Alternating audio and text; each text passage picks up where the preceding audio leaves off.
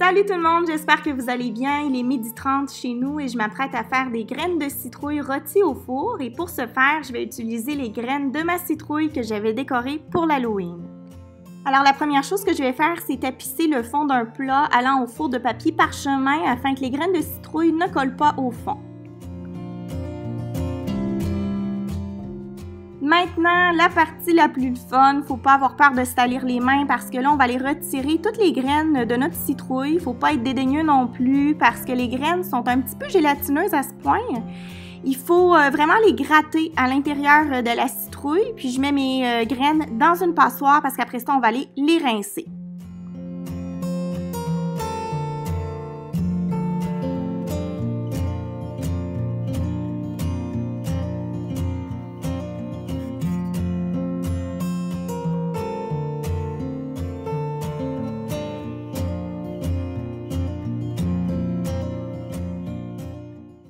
Ok, on va rincer nos graines de citrouille et en même temps, on va essayer le plus possible d'enlever les petits filaments de chair de citrouille qui sont restés collés aux graines.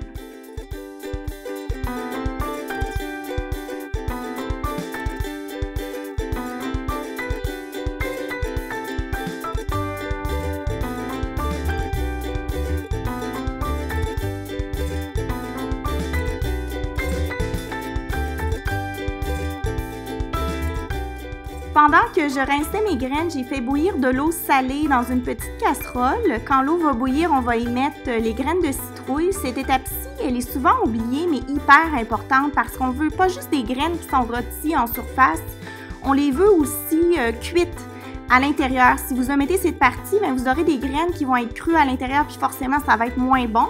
Donc, je mets le timer pour 10 minutes.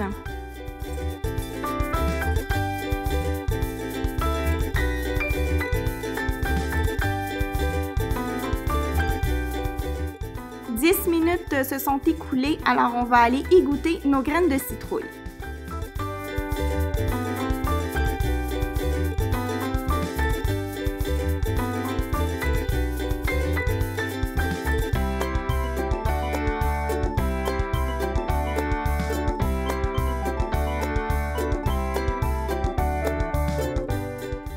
Une autre étape qui est très importante, là on va venir sécher nos graines de citrouille le plus possible. J'ai mis du Scott Towel dans le fond de mon plat pour absorber le plus d'eau possible. Puis avec un autre Scott Towel, je viens tapoter sur le dessus. On va faire ça pendant 2 bonnes minutes. Le but de les sécher comme ça, c'est parce que si les graines sont mouillées, nos ingrédients qu'on va ajouter par la suite, ils vont pas coller là, sur les graines. Regardez, là, je suis en train de mettre de l'huile d'olive. Ensuite, je vais mettre du paprika fumé, du gros sel.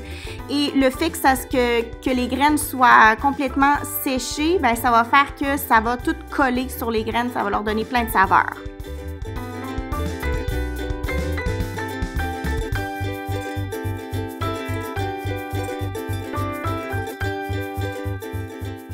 Je pars mon four à 400 degrés Fahrenheit et je vais les mettre pour minimum 25 minutes et maximum 40 minutes. C'est à vous de voir. Moi, ça a plus été 35 minutes. J'ai terminé mes graines de citrouille. Fait que j'ai pris la citrouille que j'avais décorée pour l'Halloween. Je l'ai rentrée à l'intérieur. Je l'ai ouverte puis vous m'avez vu tout faire. Je pense que ça va faire un bon petit snack. Les graines de citrouille, dans le fond, il y a plein de bonnes vitamines comme du zinc. Fait que c'est super bon pour la santé. Et c'est pas engraissant non plus. Fait que c'est ça, ça fait des bonnes petites collations. Je sais pas si Léa va apprécier, mais à mon avis, oui. Fait que j'y en ferai goûter tout à l'heure. Là, elle est à la garderie présentement. Je vais pas tarder à aller la chercher. Là, je dirais d'ici la prochaine heure, je vais partir. Et on va aller ensemble à l'épicerie pour acheter ce qui manque pour faire le souper ce soir. Parce que mon frère et Caro, comme je vous avais dit dans la dernière vidéo, viennent souper chez nous et coucher, étant donné qu'ils partent pour les îles Galapagos demain. Donc ce soir, je vais faire des coquilles farcies sauce rosée. C'est une recette dans le livre de Cassandra Loignon, Simplement Chic, le tome 1. Et voilà, ben c'est végé parce que c'est des coquilles. Là, quand je dis coquilles, c'est ça ici. Fait que c'est des pâtes fourrées avec du ricotta et pas des asperges, mais des épinards. avec la sauce rosée. En fait, Flo a fait une sauce rosée justement.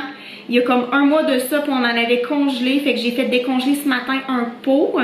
Fait que ça va faire la sauce, ça va être maison, ça va être parfait. Mais tu sais, c'est ça, il me manque plein d'ingrédients, comme par exemple, j'ai pas les coquilles, j'ai pas...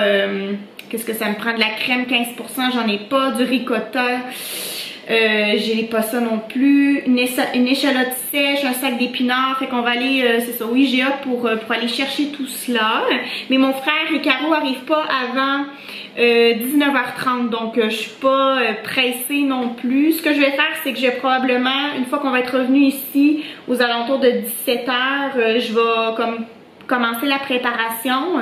Puis quand mon frère et Caro vont arriver, on va prendre un petit apéro, puis ensuite j'aurai juste à mettre au four. Comme ça, je serai pas en cuisine tout le temps, parce que le but, c'est de pas être dans la cuisine quand les invités sont ici. Je veux comme profiter de la visite. Et Flo va être là. Là, il va travailler. Là, il travaille en fait cet après-midi. Mais ce soir, il va être avec nous. Fait que ça va être plaisant. Puis ben Léa, à 19h30, normalement, elle est pas couchée. Fait qu'elle va pouvoir voir son Uncle Pat, puisque la dernière fois qu'il est venu, mon frère, il est arrivé comme à 20h15, puis Léa était couchée, puis elle l'avait pas vu, puis elle était vraiment déçue, je pense, de pas l'avoir vu. Voilà, donc là au moins, à moins qu'elle s'endorme à comme 17h, là, c'est des choses qui arrivent de temps en temps quand elle fait pas ses siestes à la garderie, mais bon, on va se croiser les doigts qu'aujourd'hui, elle ait fait une sieste à la garderie et qu'elle soit en forme ce soir. Voilà. Puis Léa, ben je lui ferai pas manger je la ferai pas manger avec nous, hein, ça c'est sûr et certain. Elle, je vais la faire manger probablement vers 17h30 quand on va arriver. J'ai un restant de pâtes, je vais lui faire réchauffer les pâtes. Ou alors peut-être que je vais lui faire du poisson aussi. J'ai du poisson au congélateur à voir. Fait que c'est cela, voilà le plan de l'après-midi et de la soirée. Fait que je vous reprends quand je suis avec Léa. On revient d'aller faire les courses. Fait que je vous montre qu'est-ce qu'on a acheté. J'ai acheté ça ici, les petites coquilles géantes. Un sac d'épinards. Et il nous manquait du ketchup. Fait que j'ai acheté du ketchup. Des échalotes françaises.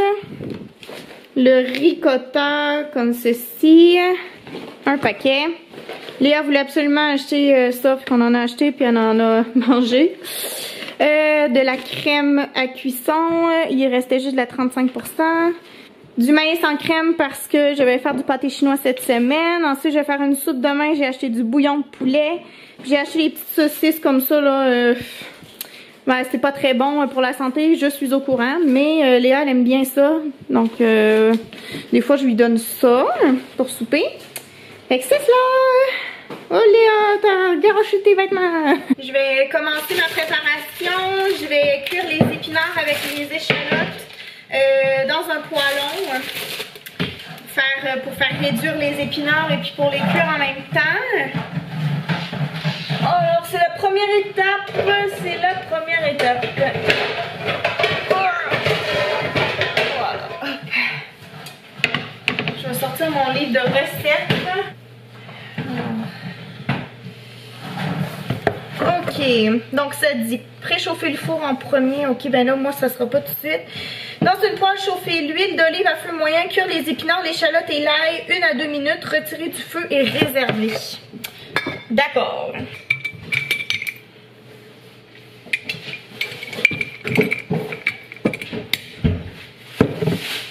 Combien d'échalotes ça va prendre, t'as dit? Une échalote.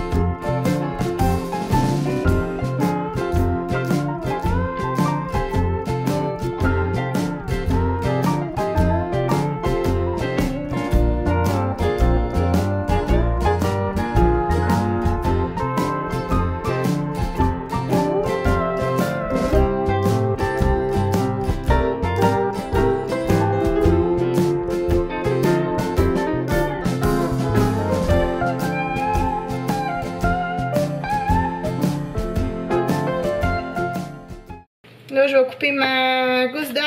En fait, j'ai déjà commencé. Les échalotes, elles sont dans l'huile d'olive en train de cuire. Quoi? Ok, j'ai pas compris. Tu veux lire un livre? Fait qu'en prends un, prends ta chaise. Alors là, il est quelle heure là? Il est 4h48.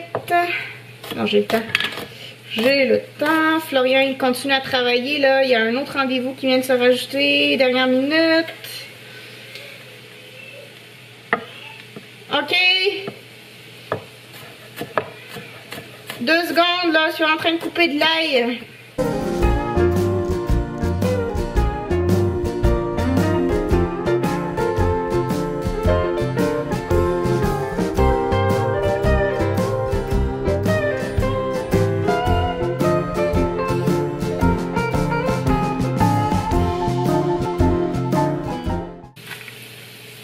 Beaucoup d'ail. On aime ça quand il y a beaucoup d'ail. Les épinards, j'en mets combien? Un sac, 171 grammes. 171 grammes! Exactement ce que je dois mettre.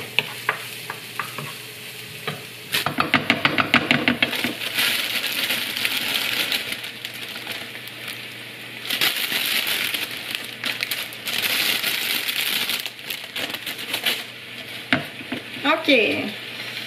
Voulez-vous un peu de magie? 1, 2, 3. Et voilà, la magie.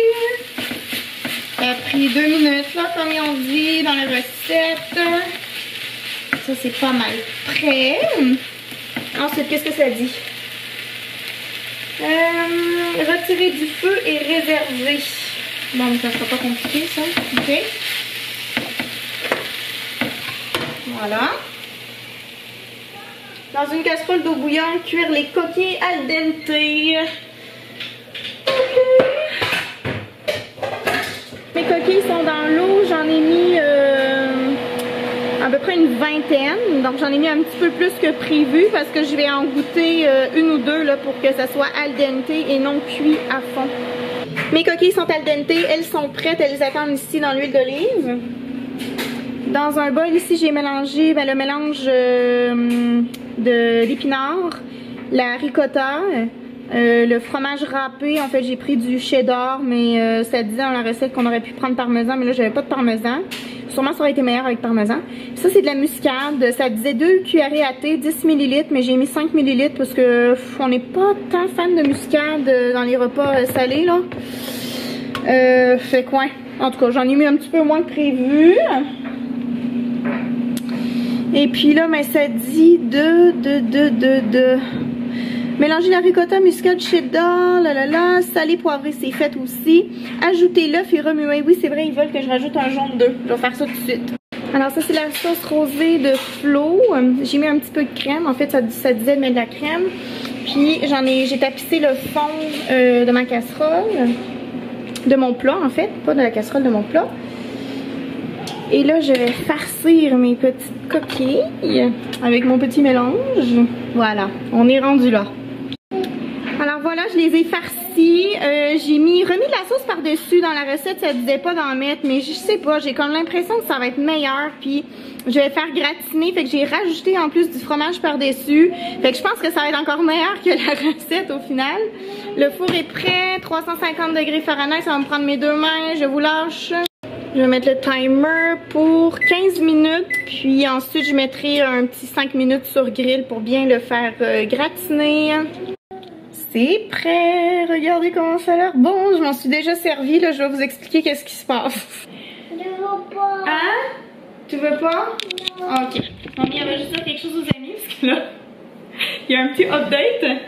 Là, je mange toute seule. Flo est en train de travailler, ça je vous l'avais dit. Mais là, il y a eu un petit problème avec mon frère et ma belle-sœur parce que leur test ils ont un problème avec leur test antigène. Ils n'ont pas la COVID, là, mais pour les résultats du test antigène. Puis là, ils sont obligés de rester à Québec un petit peu plus longtemps pour prendre un test dans une genre de clinique. Et ils vont arriver comme vraiment tard au final. Fait que là, je vais manger. Bonjour, c'est Elisabeth, je suis en train de faire le montage et puis je trouvais que mon explication était pas très claire. Alors j'ai fait un arrêt sur image pour vous expliquer un peu qu'est-ce qui s'est passé.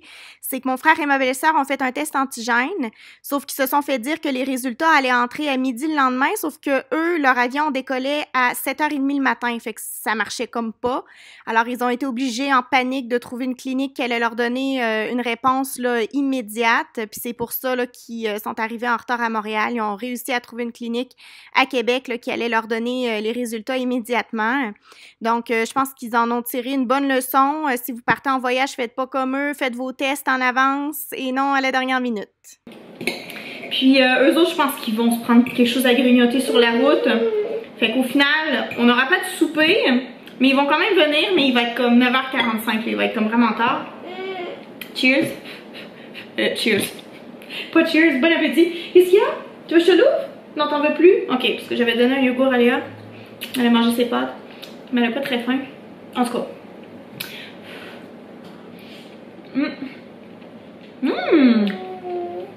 Ben dis donc, c'est bon ça? Je suis pas une fan de ricotta. Fait que j'étais comme pas certaine que j'allais aimer ça. Finalement, je pense que j'aime le ricotta. Quoi? T'es triste? Qu'est-ce qu'il y a? Qu'est-ce que tu veux? Oh, t'en veux?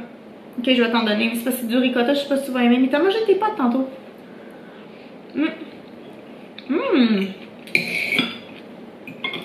Ça goûte. C'est très chaud.